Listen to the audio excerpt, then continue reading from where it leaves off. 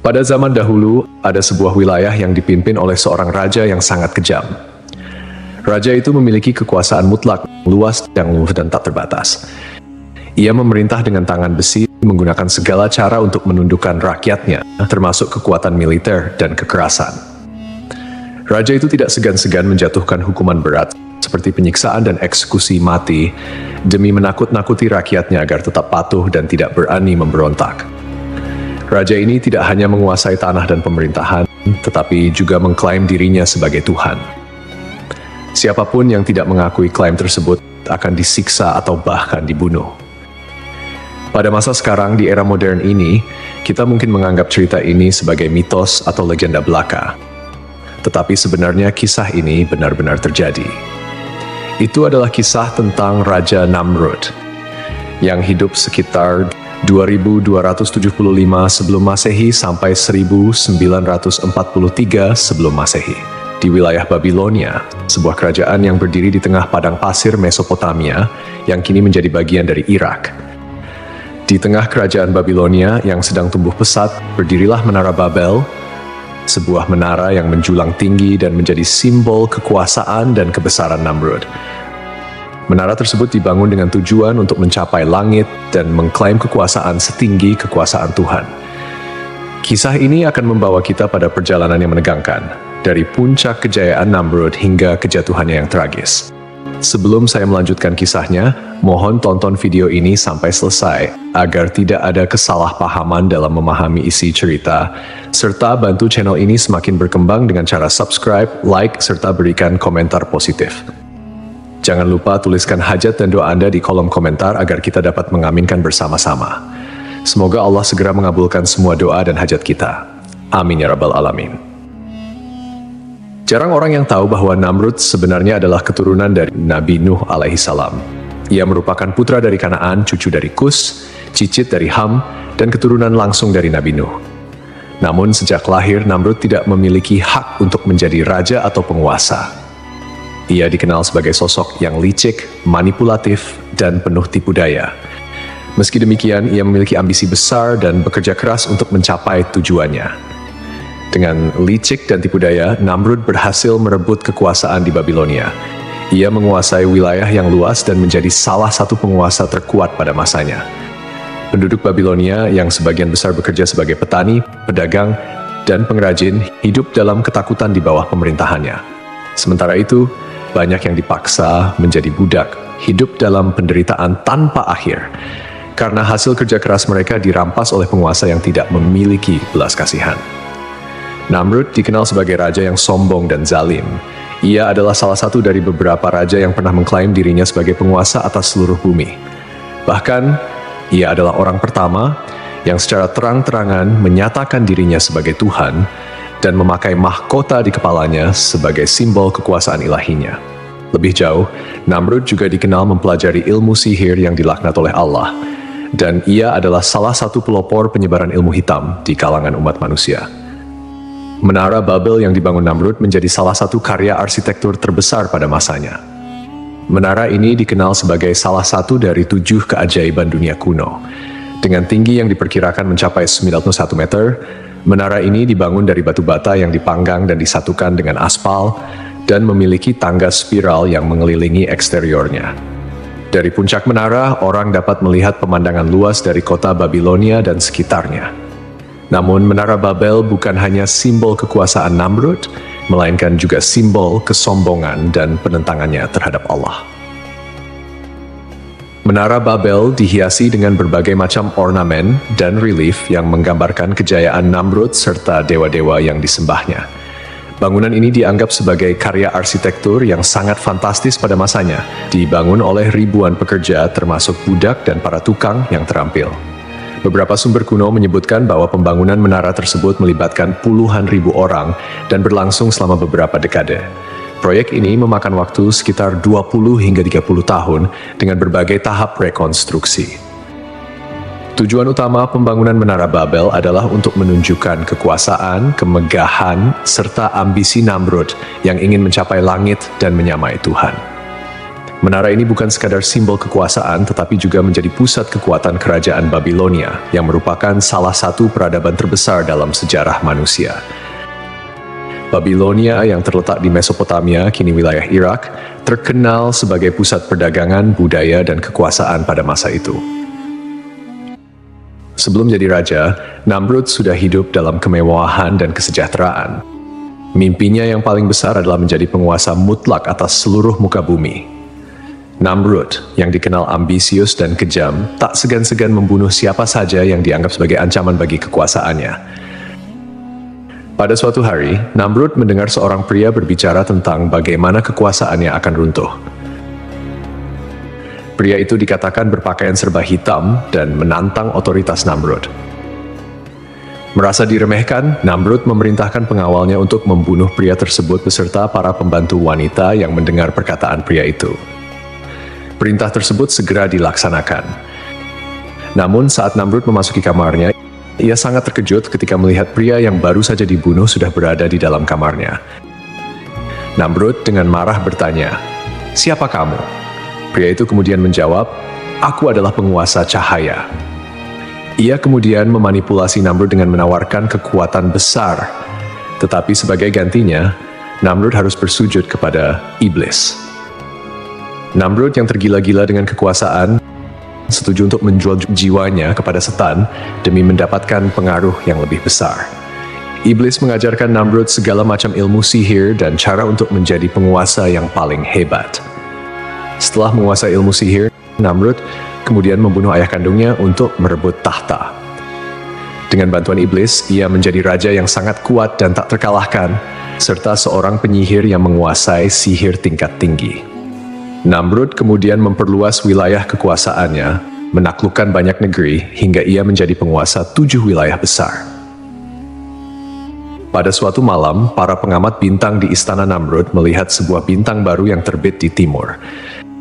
Bintang itu semakin terang dari hari ke hari dan semakin lama semakin mencolok. Mereka melaporkan hal ini kepada Namrud yang kemudian memanggil para ahli sihir dan peramal. Para ahli sihir sepakat bahwa bintang tersebut menandakan kelahiran seorang bayi yang akan menjadi ancaman bagi kekuasaan Namrud. Ramalan ini membuat Namrud semakin gelisah dan ketakutan. Ia melihat kelahiran bayi tersebut sebagai ancaman nyata bagi kekuasaannya. Maka Namrud memerintahkan agar semua bayi laki-laki yang baru lahir di kerajaannya harus dibunuh. Salah satu pengikut setia Namrud, Azar, yang juga merupakan ayah dari Nabi Ibrahim alaihi salam, baru saja dikaruniai seorang anak laki-laki. Namun, Azar tidak tega menyerahkan anaknya kepada Namrud. Oleh karena itu, ia menyembunyikan Ibrahim kecil di sebuah gua agar selamat dari pembantaian. Meskipun disembunyikan di gua, Nabi Ibrahim tidak sendirian. Allah dengan kekuasaannya yang maha besar memberikan mukjizat untuk menjaga Ibrahim yang masih bayi. Diriwayatkan bahwa dari jari-jari mungil Ibrahim, Allah mengeluarkan susu yang cukup untuk memenuhi kebutuhannya sehari-hari. Ibrahim kecil menghisap jarinya sendiri untuk mendapatkan makanan yang dibutuhkannya. Dan dengan izin Allah, ia tumbuh sehat dan kuat meski berada dalam kondisi yang sangat sulit. Tahun demi tahun berlalu, dan Ibrahim tumbuh dalam perlindungan Allah yang penuh keajaiban. Setelah dewasa, Ibrahim diutus oleh Allah sebagai nabi untuk menyeru kaumnya agar meninggalkan penyembahan berhala dan hanya menyembah Allah. Ibrahim pun menjadi penantang utama kekuasaan dan kezaliman Namrud.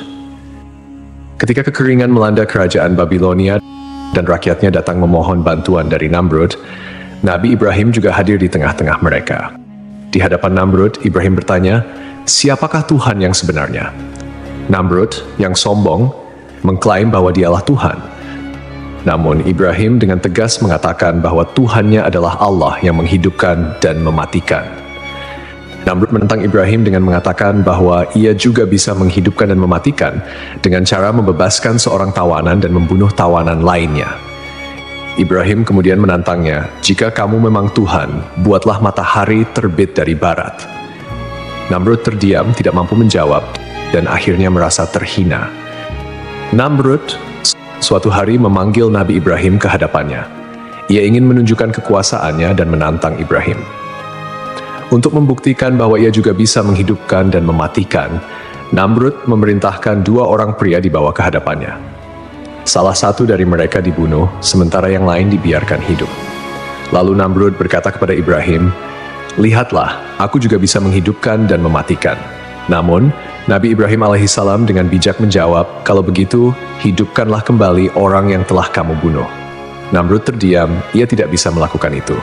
Ibrahim kemudian melanjutkan tantangannya. "Tuhanku menerbitkan matahari dari timur. Jika engkau memang Tuhan, cobalah terbitkan matahari dari barat." Namrud tidak mampu menjawab tantangan ini dan menjadi sangat marah. Sebagai balasan, Namrud melarang Ibrahim mengambil makanan dari negerinya. Namun dengan izin Allah, Ibrahim meminta segenggam pasir dan membawanya pulang. Pasir itu, berkat mukjizat dari Allah Subhanahu wa Ta'ala, berubah menjadi makanan lezat yang cukup untuk keluarganya. Nabi Ibrahim mulai menjalankan misinya untuk mengajak umatnya menyembah Allah dan meninggalkan penyembahan terhadap Namrud serta berhala-berhala yang mereka puja. Namun, umat Namrud menolak dan terus menyembah berhala. Suatu hari, ketika orang-orang meninggalkan kuil, Ibrahim menghancurkan semua berhala kecil dan menyisakan satu berhala yang paling besar. Ketika penduduk kembali dan melihat berhala-berhala mereka hancur, mereka membawa Ibrahim kepada Namrud untuk diadili. Namrud dengan penuh dendam memerintahkan Ibrahim dibakar hidup-hidup. Mereka pun menyalakan api yang sangat besar dan melemparkan Ibrahim ke dalamnya. Namun dengan kehendak Allah, api tersebut tidak membakar Ibrahim sedikitpun dan ia selamat dari hukuman tersebut. Peristiwa ini membuat Namrud semakin marah. Orang-orang mulai meragukan kekuasaan Namrud dan beralih kepada kepercayaan Ibrahim. Merasa kekuasaannya terancam, Namrud meminta bantuan kepada iblis. Iblis mengatakan bahwa Ibrahim adalah setan yang kebal terhadap api dan menyarankan Namrud untuk menggunakan cara lain. "Namrud, aku telah kalah berkali-kali dengan Ibrahim, dia terus menghina kekuasaanku dan sekarang rakyat mulai meragukan kebesaranku. Aku adalah raja dunia, tapi mengapa aku tidak bisa menundukkan seorang Ibrahim? Kekuasaanmu besar, tetapi engkau hanya kalah karena engkau belum menggunakan semua cara. Ibrahim bukanlah seorang manusia biasa. Ia dilindungi oleh kekuatan yang tidak bisa engkau lawan dengan kekuatan fisik. Lalu apa yang harus aku lakukan? Apa yang bisa mengalahkannya? Aku sudah mencoba membunuhnya dengan api, tapi bahkan api pun tidak mematuhiku." Iblis, Ibrahim dilindungi oleh Tuhannya, tetapi aku bisa memberikanmu kekuatan untuk menandingi itu. Sembahlah aku. Akulah yang bisa memberimu kekuatan sihir, kekuatan untuk mengendalikan segala hal di dunia ini. Bersama kita bisa menghancurkan Ibrahim. Mengapa aku harus menyembahmu? Bukankah aku adalah Tuhan di atas segala Tuhan? Engkau mengklaim demikian, tetapi lihatlah dirimu. Engkau tidak bisa mengalahkan Ibrahim. Aku akan memberikanmu kekuatan yang tidak engkau miliki. Sebagai gantinya, engkau harus menyerahkan dirimu kepadaku. Dan aku akan menunjukkanmu jalan untuk mencapai kekuatan yang lebih besar dari apa yang kau miliki sekarang. Dalam kesombongannya, Namrud setuju untuk bersekutu dengan iblis. Iblis kemudian mengajarkan Namrud berbagai macam ilmu sihir, termasuk cara menggunakan kekuatan jahat untuk mengendalikan orang-orang di sekitarnya. Namrud semakin tenggelam dalam kekufuran, menyembah kekuatan jahat dan menggunakan sihir untuk memperkuat kekuasaannya. Ia bahkan menjadi penyihir yang sangat kuat dan merasa dirinya tak terkalahkan. Allah Subhanahu wa Ta'ala kemudian mengirimkan pasukan nyamuk sebagai hukuman kepada Namrud dan tentaranya. Nyamuk-nyamuk tersebut menyerang dan menghancurkan pasukan Namrud dan hanya menyisakan dirinya seorang diri. Salah satu nyamuk masuk ke dalam hidung Namrud dan menetap di otaknya, menyebabkan rasa sakit yang luar biasa. Untuk meredakan rasa sakitnya, Namrud harus memukul kepalanya dengan palu atau benda keras. Rasa sakit ini berlangsung selama 400 tahun, hingga akhirnya Namrud mati dalam keadaan yang sangat mengenaskan. Kisah ini menunjukkan bahwa kekayaan, kekuasaan, pasukan, dan bala tentara yang kuat tidak ada artinya di hadapan kekuasaan Allah. Kesombongan Namrud yang menantang Allah justru menghancurkan dirinya. Allah tidak perlu mengirimkan tentara besar untuk menaklukkan Namrud. Cukup dengan pasukan nyamuk, Namrud yang perkasa pun hancur. Dengan kematian Namrud, kerajaan Babilonia yang dulu perkasa mulai runtuh perlahan. Namrud tidak memiliki penerus yang kuat, sehingga kerajaannya terpecah belah dan menjadi sasaran invasi dari kekuatan asing. Babilonia yang pernah dibanggakan oleh Namrud akhirnya jatuh dan terpecah menjadi kerajaan-kerajaan kecil yang saling bersaing.